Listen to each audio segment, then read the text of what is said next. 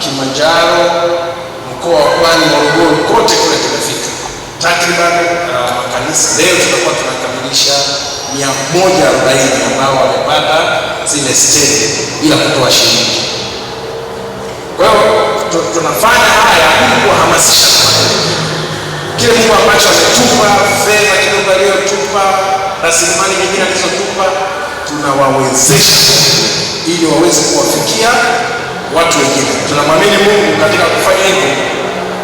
Mungu anafanya kitu. Mimi alikifika mwisho wa mwaka tunamwahidi Mungu yale tutakayoyafanya mwaka unaofuata. Ile tarehe 31 ile tunavyoomba, tunamwambia Mungu, Mungu ikitupa uhai mwaka unaofuata, makanisa 50, makanisa 70 tutayaingiza katika mfumo huu kama familia.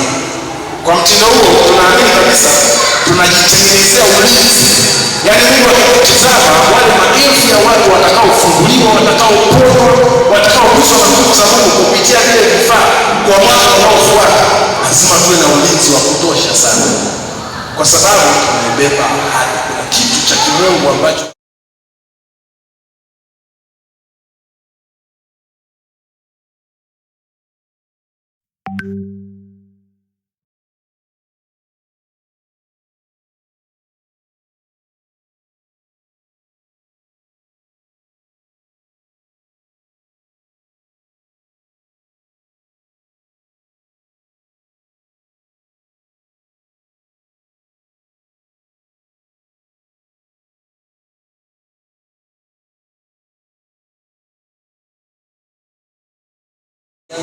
wakitumia stage. Leo hii unaweza tukaona Mungu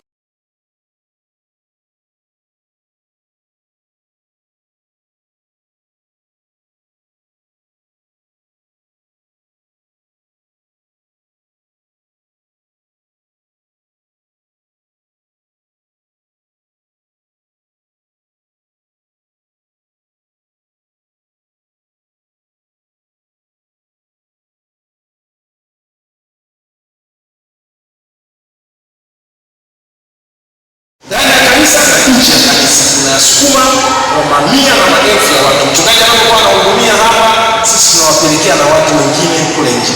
Na kama sasa hivi kanisa tunaanzisha utaratibu, wakati mchungaji anahubiri kwa Kiswahili, tunakuwa na mtu mwingine kwa nyuma huko media team anayeweza kupeleka kwenye Kifaransa na mic anatumekea nyuma hivi, badala ya kutafsiri Kiingereza anapeleka kwa Kifaransa.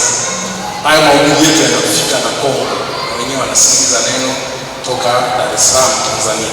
Kwa hiyo watu wengi wanaoweza kutengeneza media team, wakati tunatumia simu, wale ambao wanatumia simu, watu watatu wanaweza kufanya.